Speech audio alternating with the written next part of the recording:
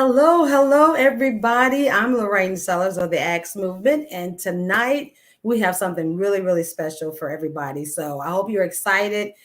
This is your time to call somebody, share, tell them to join in. So if they have any questions, this is a great time to come on and put your questions in the comment, and we will try to get to them. But before I bring on the guest, I'm going to play this. It's like a 2-minute clip. TD Jakes talking about money and finance. So we're going to play that and then we'll get right into the interview. Okay. Purpose is better than profit. You don't follow the profit, you follow the purpose. If you follow the purpose, the profit will follow you. Oh, if you knew how good that was. If you had any idea how good that was. If you follow your purpose, the profit will follow you. But if you follow the profit, the purpose will not follow you. You will run out of the profit and find yourself in the hog pen.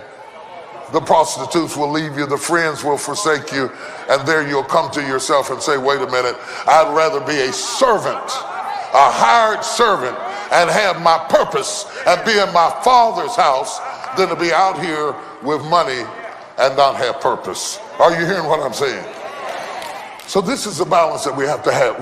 We can't disassociate it with it because we need it. If money answers all things, we can't say, I'm afraid I'm going to love it, so I'm going to disassociate myself with it, because there go the lights, there goes the water, there goes the college education, there goes everything that gives you a chance to influence the world. So what we have to have, which is the most difficult thing in the world to have, is balance. Write that down, because that's a big old word. I need it. I have to need it without loving it. And I constantly have to check myself to make sure that I'm not crossing the line into loving it rather than needing it. Are you understanding what I'm saying?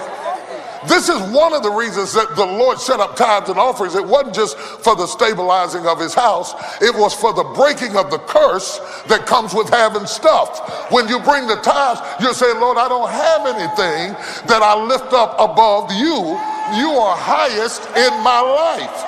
I will not allow myself to let the things you gave me replace the God that gave it to me. I'm going to make my stuff bow down and worship you, so I am eligible for you to bless me again.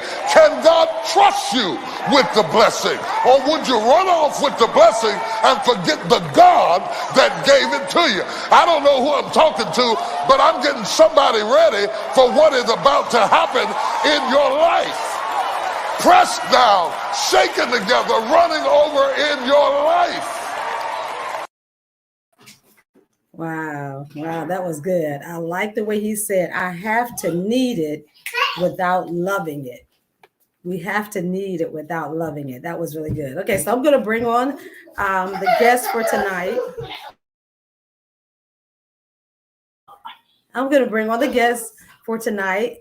First, we have Carolyn Taylor. Hi, how are you? Good, how are you?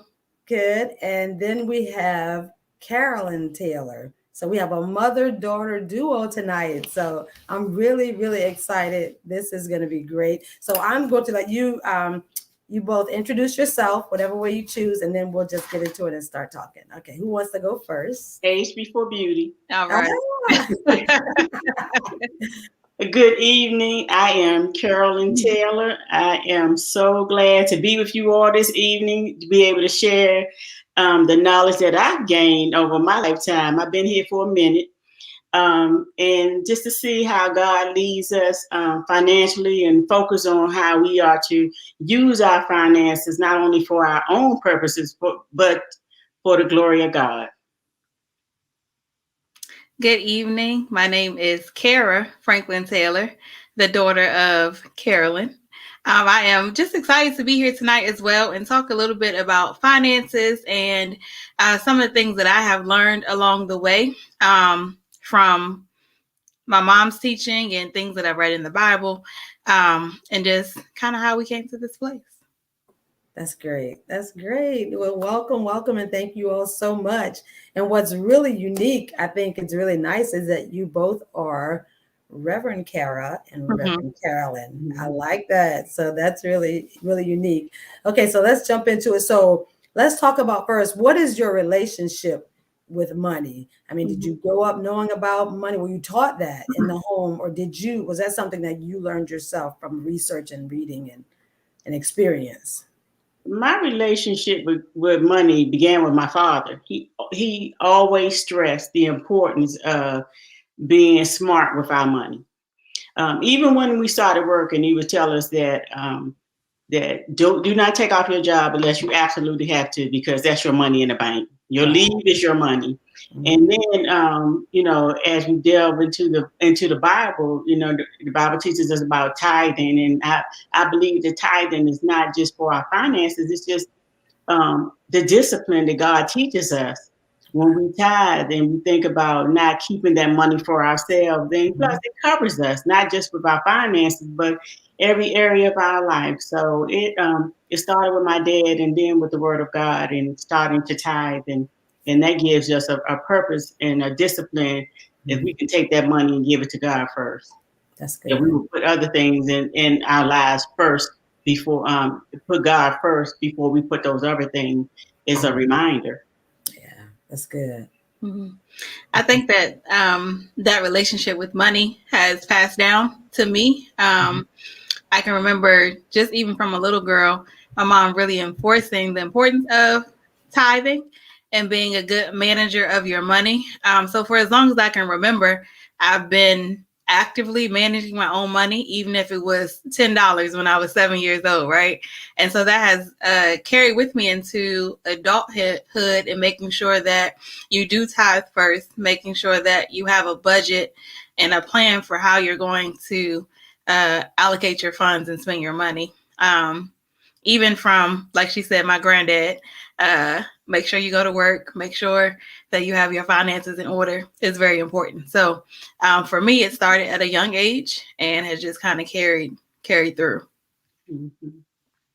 That's good. That's good. And somebody would put up here about having that as your foundation, learning from the beginning. Yeah. And what I really like is Carolyn said tithing teaches discipline. And in that is so true, because if you can discipline yourself to tithe, that also helps you discipline yourself not to spend every dime you Yeah. make. You learn how to put some aside for other things as well. So the Bible says we are to leave an inheritance for our children's children. So, what exactly is that? What does that look like? Is that money? Is that things? What is that inheritance that the Bible speaks about there? I see that in a diverse way. I see it as um, the things that are tangible, but also spiritual. Mm-hmm. Because there's a spiritual discipline in having things, but we have to not let those things lead us.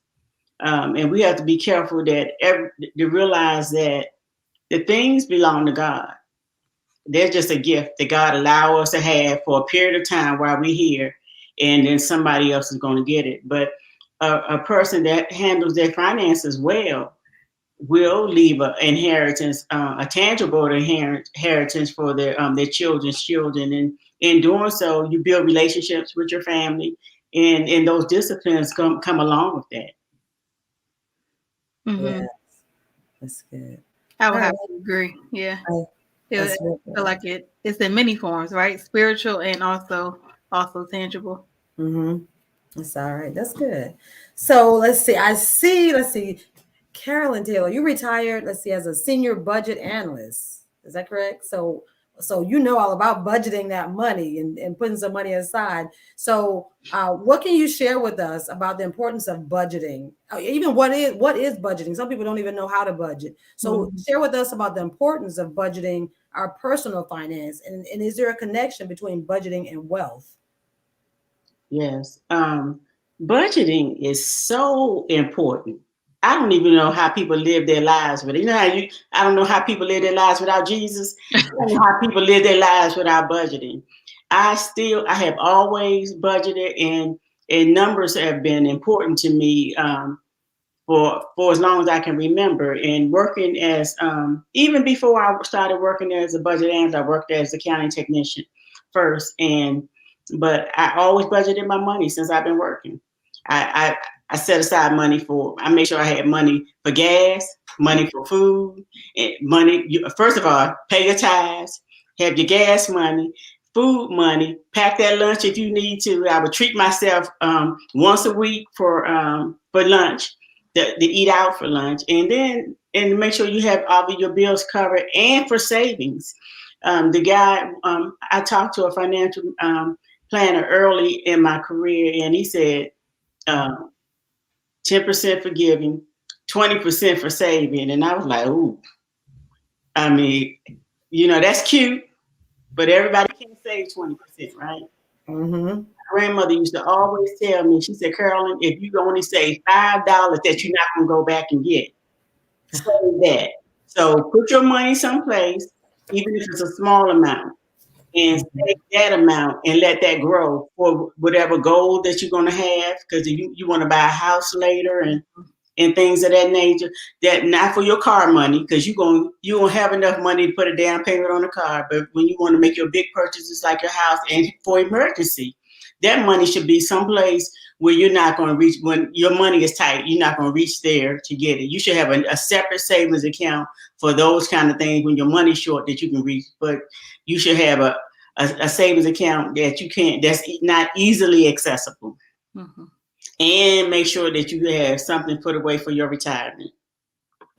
Wow, that's good. I like that you said make sure you put it somewhere where you're not going to go back and get it, because I think that's a difficulty a lot of people have with saving. You start out good, but you put it somewhere that's so easily accessible. And you think that you need it, but when you don't have it, you make a way. Right. You make sure you juggle some kind of way to make sure that you can do what you need to do. So, if you tithe, God can take care of that. That's right. I had a story that I told to the young adults. My money was tight. I was a single parent at the time, recently divorced, and I needed to pay my utility bill or my tithes. And one of my girlfriends said, "Girl, you better pay that utility bill." Oh, and I said, it was tempting. Mm-hmm. That's when you start looking at your tithe money, like, and so I paid my tithes. Wow. And she said, "Well, let me know how that's gonna work out for you." Oh my goodness! And at the end of the week, I got a check in the mail, and from another utility bill that I had overpaid, and so I was able to pay that. And I called her and told her that, God paid that bill for me. Right. You don't have anything else to say after that. Mm-hmm. Wow. You just gotta trust God. Mm-hmm. That's good, and that can be a little difficult, because like you said, it was tempting to pay that bill because you say God understands. He knows I got to have lights or whatever, But like you said, if you trust Him, oh my God! And look what He did. Yeah. That's and good. So providing, and she was like, "Oh, okay." Yeah. That's right. What a witness, right? That's right. God is faithful.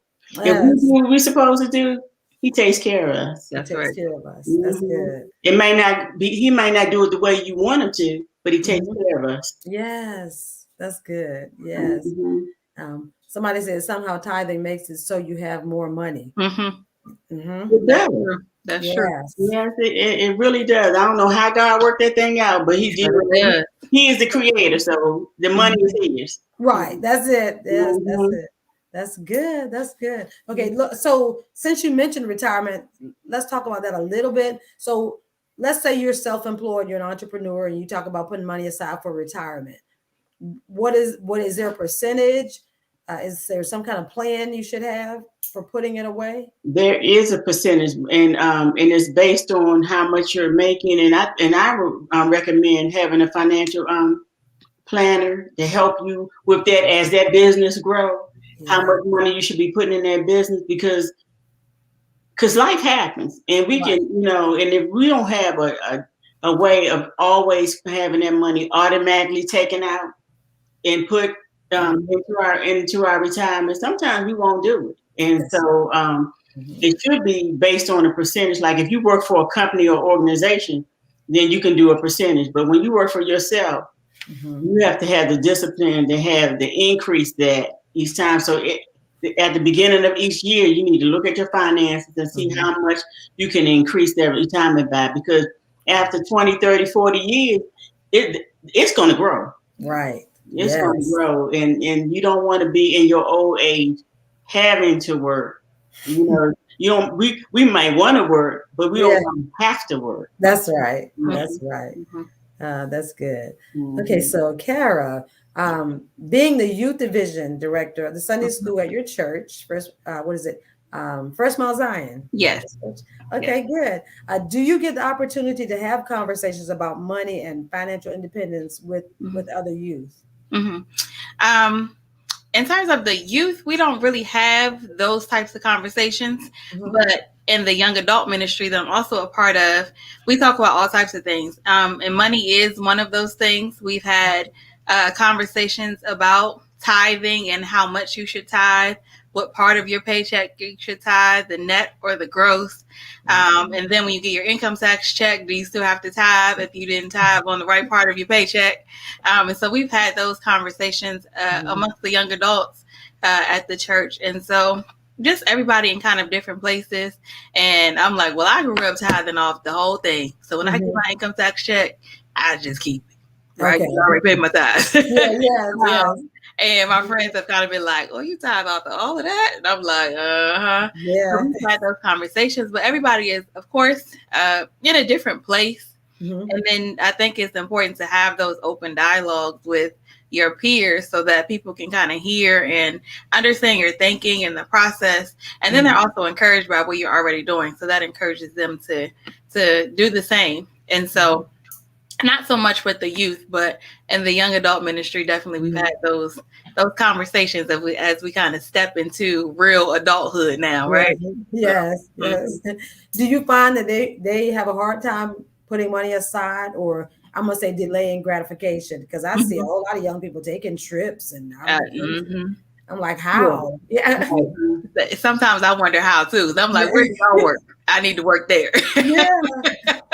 But I think I've really surrounded myself with a good group of young adults. And so most of us understand the importance of tithing and setting money aside, making sure your bills are paid on time, and then you can have fun with whatever you have left, right? And so if we plan a trip together, we're planning a year in advance, right? To give everybody time to make sure they have their finances in order and that kind of thing. And so I think that's important as well, to surround yourself with like-minded people.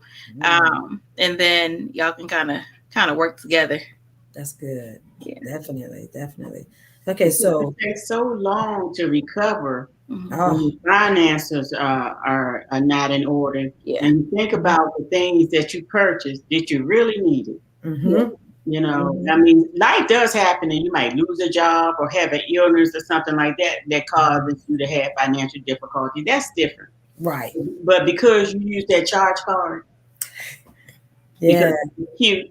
You wanted just to take that trip, those things need to be put aside, and you need to have a plan, a long-term plan. That just like with the retirement, you have to have a plan that you can look at from time to time, so they put you back on course, so that you will, because the reward is great in the long term. Right. So if you sacrifice now, then you can sacrifice 3, 4, 5 years to get your finances in order and get your savings account where you want it to be, because the reward is so great. It gives you peace of mind, and then you have a cushion to fall back on. If you know you have money in the bank, or you've been able to purchase a home, it makes you feel better about yourself.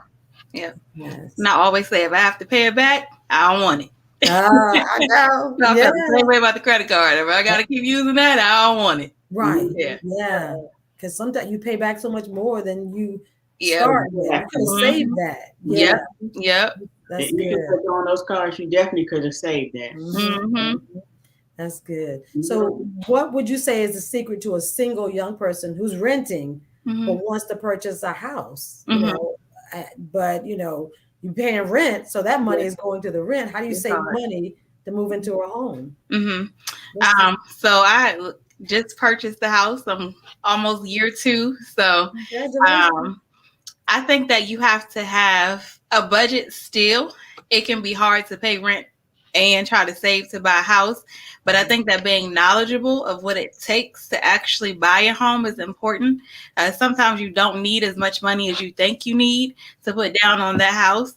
And then there's also programs out there like the First Time Home Buyers Program, and different things that you can sign up for to help you purchase that home and save the money that you need. And so sometimes I think we go into things not knowing the full picture and having all the details. So it's really about doing your research, finding a good realtor, and a good finance team that knows what you need and how to support you.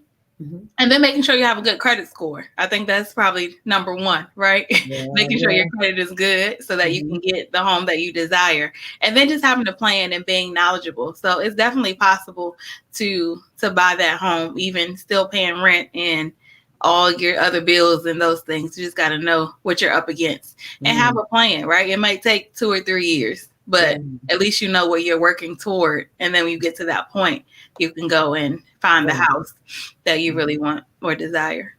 That's good. That's good. Okay, That's so right. And having a good credit score helps you save money. Yeah. The better your credit score is, the lower your interest rate can be. But also, when money is tight, if you can't save any money, you can always save your income tax returns. That's good. Save your income tax returns and let that be your savings for the year. Wow. Now you know that's hard. Yes. Because it's someone you know when it's time when January hit, people are like, oh, I can't wait to file my taxes. I can't wait to get that money. But again, that's where the discipline comes in. It's like, how bad do you really want to own that home? So like you said, if you want it bad enough, even though other people, you got to look at, like Kara said, you got to have a good group of people around you, because you're looking at everybody else spending their income tax money, and they getting a car and they getting big screen TVs. But you're still paying rent though. You want to buy a house, so priorities, right? That's it. That's it. Because for sure, later on down the road, when you get that house, they're gonna be saying, "How'd you do that?" Yeah, exactly. Yeah. There's ways to do it, but you just got, like you said, you got to have a plan. Yeah. Because sometimes it's hard to save. So that's why you said you can save those income tax checks and put that aside each year. It's kind of nice to open up that bank account and look at that money. That's right. Yep. That's really good. So what I know, I just want to talk about this because I think Carolyn, you mentioned the credit score. Carol, you might have mentioned that too. So how do you keep that up, or if it's down, how do you increase it? What do you think? Because they keep track of how many months did you pay your bills on time. Paying your bills on time is so important. And if you have a credit card, your credit card balance should be below 50% of what that balance, that amount is that they've given you. Like if you have a $5,000 credit card, then your balance shouldn't be over $2,500. Wow. That keeps your score. That keeps your score high, and if you're paying on time every month, that keeps your score high too. And they'll watch it go down. So that's important. That's good. Yeah, that's good. Make sure you pay your bills. And all those inquiries that every time you apply for credit, those inquiries go against, I don't understand why though, go against your credit score if you have too many inquiries. So, just, get the credit that you need, because you need credit to get credit. Right. Yeah. But then you have to manage it, because when you mess up, they act like you need to go to jail. Right. Yeah. They act like you a criminal. So that you just keep paying those bills on time, and then pay the highest interest. They say pay the highest interest ones off first. But my father taught me that the one that had the lowest balance, pay that off, then use that money to pay the next one, then pay that off, and use those monies to pay the next one and pay it off that way. Yeah. Yeah. Mm-hmm. And I like that better, because if you have one that is low and you can pay that off, that's encouragement and incentive to, okay, good, I did that one. Mm-hmm. But, you know, the other one, it's going to take a minute Yeah. to get that. And you know, we like stuff now. We like stuff right now. So yeah, Gratification. That's right. Mm-hmm. Yeah. Somebody said save your raises too. Well, that's true. If you get a raise, don't spend it because you got some extra. Go ahead, put that aside. That's right. Yeah. That's good. That's exactly right. Okay, so I've heard. Okay, so we're talking about money and saving and putting aside. So what about giving yourself an allowance or paying yourself first? How does that look? What percentage is that allowance, would you say? And then what is it for? You know, you get paid. I'll pay myself. That paying yourself first always kind of rubbed me the wrong way, because you pay God first. Right. Okay. Yeah, that's good. And then you pay yourself first. It's supposed to be your savings. That's your savings money. So you should give God 10%. They say give yourself 10%. You might not be able to give yourself a 5%, but that's paying yourself. That's your savings. That's good. And then the rest for your bills. And whatever. Then you pay your bills, and whatever you have left, you might be able to buy a cheeseburger. Right. Yeah. That's good. Okay. So, because even if you put aside, like you said, 5%, right? That's better than not putting anything, because that 5% will add up. As opposed to, you know, I don't have enough. That's what some people say, I don't have enough to save. Yes. And then I'll add in, even the envelope system works as well. So if you know there's something that you want to purchase or buy, grab an envelope and put that, whatever that thing is on the envelope. And when you have a few extra dollars, put the cash in the envelope and save. I do that even now. I have a few envelopes with things on it that I would like to do or to purchase. And until I get the money in the envelope, that's when I'll go and get it, right? And so I think that's a good way to save as well. And really, you're only saving a little bit, as much as you can. So you're not really thinking about it. And then when you have it, it's something that you really want. You're like, oh, let's go shopping, Mom. I got it. Yeah, exactly. Envelope system from her mother, because I still do that too. Like, I know I got a conference coming up. I have an envelope that's marked conference, and I just start putting money in it. Well, anything that I want to purchase, if I have a big purchase, I make an envelope, and then when I get paid, I just put money in that envelope. And over time, once I get either all of it or close to it, then I'm gonna make that purchase. Yeah, even if it's system. Yep. Even if it's $5, right? We don't think $5 is a lot of money, but that's more than I had last week, or whatever that thing is that I want. Yes. And it adds up. Adds up. So really, I don't know if you would agree, but it's really not necessarily how much you make. Yeah. But it's what you do with what you make. Right. Because, you know, some people say, I don't make enough. You make more. You would make more than me. But it's right. Like that. It's what you do with what you make. Yes. Yeah. Wow.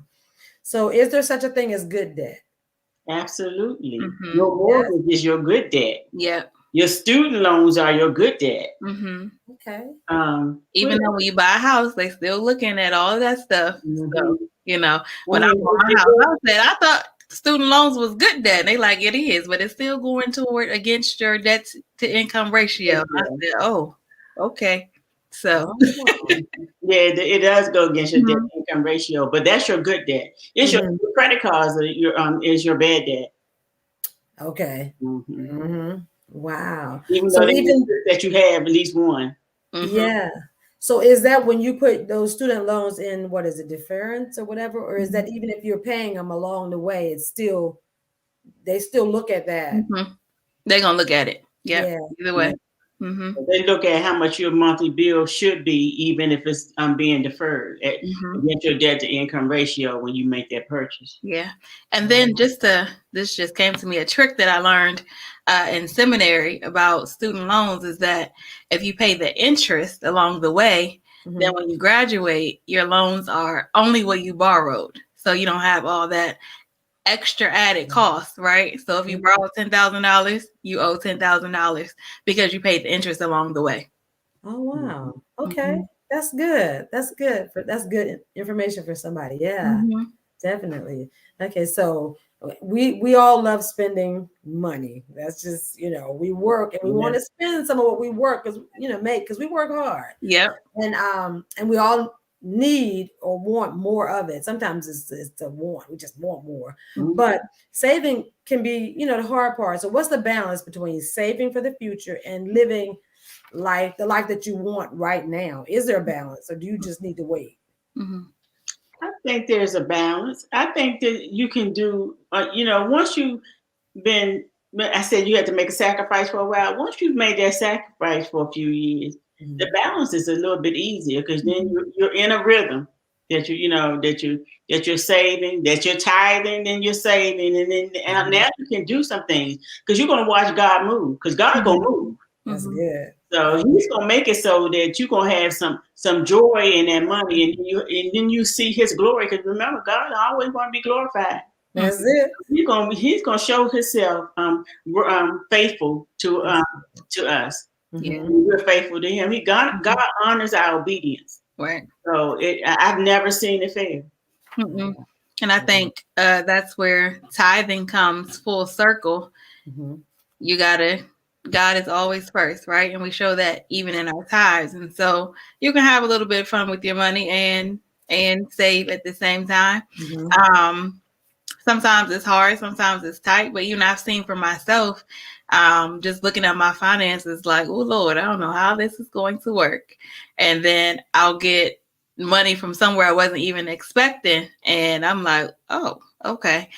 Even when I refinanced my house, they told me Mhm. that I would get a couple $100 back. And then about a month later, I got a big check back. And I called my mom, like, am I supposed to have this? Do I spend this? Do I keep it? Do I send it back? What is happening here? And she was like, I said, keep paying your tithes. I told you. I was just, so God will cover you no matter what. And so I think it starts with that tithing and knowing that He's got you, not even just with finances, but life in general. That's good. That's good. So, what suggestions can you give that we can do realistically? Let's say to improve our income level. Mm-hmm. Someone that's trying to improve their income level. What's the reality for that? I think it starts with even looking at your career path, right? Maybe you need to go back to school to get another degree or take some recertification courses so that you can maximize your income in your career field. So I think that's a good place to start. And see, and also I add to that. I think it's what your goal is. Mm-hmm. To really, it depends on um, what your needs are. So if your choice is not to go back to school, maybe you need money to buy a car. Maybe you can get a part-time job to save for the down payment for that car. Something that's short term. And Mm-hmm. then for long term, though, you need to look at what you need to do to move up in the area in which you want to. If you want to stay with the company that you're with, then see what the requirements are for you to move up in that company. It doesn't always require going back to get another degree, but it could mean that you have a certificate, another Right. certificate, some type of training to help you along the way to get that training that you need. If you're a cashier, if you want to be a store manager, and whatever it takes, you need to talk to people to see what you need to do Right. to the next level. Mm-hmm. And I think having a And mentor. moving up, you got to think about your retirement. You always thinking long term because we don't want to just work for the right now. We always want to work toward that retirement Mm-hmm. and putting more money into that retirement, however, whatever way and whatever your career path is that you want to secure your future.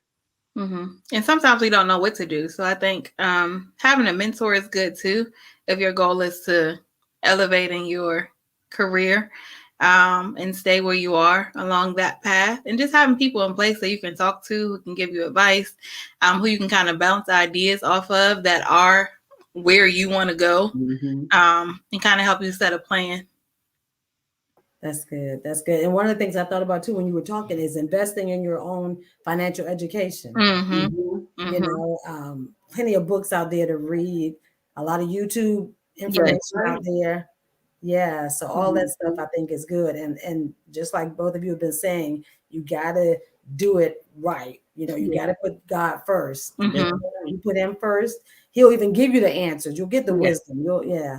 So Yeah, because the Bible does talk about don't be trying to do them quick scheme things because Right. that stuff is not long term. Mm-hmm. And you find yourself maybe getting in more debt that you need to, and you didn't get achieve the goal that you wanted. That quick scheme stuff. I mean, it'll always be nice to win the lottery, but you shouldn't be out there trying to get them not paying that money out there, hoping to get the big one, right? Because Right. I will confess though, when I was working, if the office played the lottery, Reverend Taylor put her dollar in it. Keep it real, because I was not coming back to work, and everybody had won, and I still had to come to work. Right. Right. So, but those kind of things we need to stay away from because yeah. they become because the money becomes your God, and we Yeah. have to be careful about letting things become our God. The things that we're going after too much, you have to check yourself and see if we're keeping God first. Mm-hmm. That's good. I love it. Yes, yes. Let's see. So, what would be one piece of advice? We're going to wrap this up. This has been great. What would be a big advice or a major advice that you would give to someone who is struggling to pay their tithes, Mm-hmm. to save money? Mm-hmm. You know, they're living because I've heard a couple people said, I'm living at home and I want to get out. You know how Yeah. that's for the younger people, Karen. You know, I'm living at home, but I want to get out, you know. Mm-hmm. And you know how if they listen to society, they're always talking about, you know, your clock is ticking and Yeah. you still home or you still with your, you know. Yeah. So for me personally, I left home when I was 32, right? I stayed and I still wasn't ready to go. My mom was like, "Don't you want to move?" And I was like, "For what?" Okay. So she got to push me out there a little bit. And I think more for me in my mind, it was I'm still trying to save to buy the house that I want. I'm not ready yet. Let me save a little bit more. But what I realized is that you can afford it. And so earlier I talked about having a plan and really knowing your options and what it takes to buy a home. And knowing the details of the process is really helpful. And so paying your tithes is step one, so that you know already that you have a covering, right? Because there have been days since I moved where I was like, "Oh Jesus, these tithes are a lot, and I need this." But I paid them anyway because one, that's what I've been trained to do. It's already in my mind. So if I don't pay my tithes, then what, right? And every time that the money was short, there was a check in the mail or I got money from somewhere that I was not expecting. So I will say that I have not missed the mortgage payment. I have not missed a bill. I have not missed paying my tithes. I have not missed saving for something that I wanted in one of those envelopes, even if it was $5. So I think making sure that you are aligned here first, make sure that you're paying those tithes, and then really pray about what you want and how you should divide your finances. It's possible. It's possible. It's possible. That's good. And to defend myself, I was not putting it out there. I told her that God was speaking to me. Uh-huh. He said, it's time for her to step out. And she said, well, he wasn't speaking to me. I was like, you have enough money saved. And I said, God had been on me and I've been quiet. Mm-hmm. So, and that's when I brought it up. And now I tell her, now you know, God really was talking to me, wasn't he? Mm-hmm. Mm-hmm. Yes. That is so good. Sometimes we do have to give them that little nudge, you know, Yeah. that little boost of confidence that you can do this. Yeah. You can do this. Yeah. That's good. And the timing was perfect because if she had waited 6 months, she wouldn't have been able to afford the place that she bought. Yeah. And I also add this, even through the process, there were houses that I looked at that weren't in my budget. And so the interest rates will shift, which can be discouraging because one week you can afford this and the next week you can't. Wow. So the home that I ended up purchasing, we had literally looked at the week before and they were like, nope, interest rates are too high for that one. And I was like, but y'all said I could afford this much and this house costs this. I'm not understanding. Yeah. And so it really took some time with me learning and understanding the process. And then, I had to kind of like, okay, Lord, my mama said, okay. But then the next week, the finance team called me and said, those houses you were looking at last week, you can afford them this week because the interest rates have dropped. And so we came back over here, and that's the home that I purchased, right? And so it's really just understanding and having that knowledge of how the process works, so that you don't get discouraged while you're trying to make that transition from living at home to owning your own home. Yeah. Wow, that's good. That's good. So one more question I had. I can't think of it now. I thought about something when you were talking, and now it just left me. Okay. So anyway, but this has been really good. And I'm just curious, do you all do any teachings together? Do you do any seminars together, mother, daughter? Because I know both of you are into finance, and no? Yeah, no, we have not tag team yet. Yeah, okay. Oh, I know what the question was. What about this is the last question, and I'm gonna let you ask go. What about people don't like when I call it a side hustle. So let's just say a second stream of income, because people say you're supposed to have at least what? I don't know. I've heard some people say you're supposed to have 5 streams of income. I don't know how you have time to do all of that. I don't know. But what do you think about that? So I think you do what you need to do. You do what you have to do. When I first moved, I thought I was going to have to get a side hustle, a second stream of income. And I was like, okay, Lord, if this is really what you wanted me to do, I've been in school forever. I don't want to go to nobody. I want to go home. I want to go to work, and I want to go home like everybody else. I do not want another job. And so just being honest about that conversation between me and God, and I have not had to do that. He has literally supplied every one of my needs. But I will say, do what you have to do, right? Your story might be different. So if you need that extra stream of income until, maybe your faith is a little bit stronger, to really lean in and press into God in that way, do what you need to do to make sure that your bills are paid. Because at the end of the day, if your goal is to buy a house, if your goal is to take trips and do all of those other things, you want to make sure that your finances are in order and that you're not just having a good time and letting everything else go, right? So do what you have to do. That's good. That's good. Okay, this has been great. And I just appreciate you all so much information. And we're going to keep sharing the video. It's still going to be up there for people to watch later. And I appreciate all the information. And I really appreciate the fact that we can see how putting God first and paying those tithes and believing when he says something that he's going to take care of all of your needs, we can see how that comes to play and how it really works out. It really works. And I think it's so great to have examples of people who are trusting God, and just knowing that he's going to do it. And then he does. So thank you so much for your testimony. Thank you for your time. And thank you for the opportunity. Yes, thank you for having us. Yes, it's been great. Yeah, I got some comments, people saying awesome. So I'm glad people are watching it. And so I'm going to let you ladies go. Thank you so much. And you all have a wonderful, wonderful the rest of your night. You too. Bye. Bye-bye. Thank you. Bye-bye.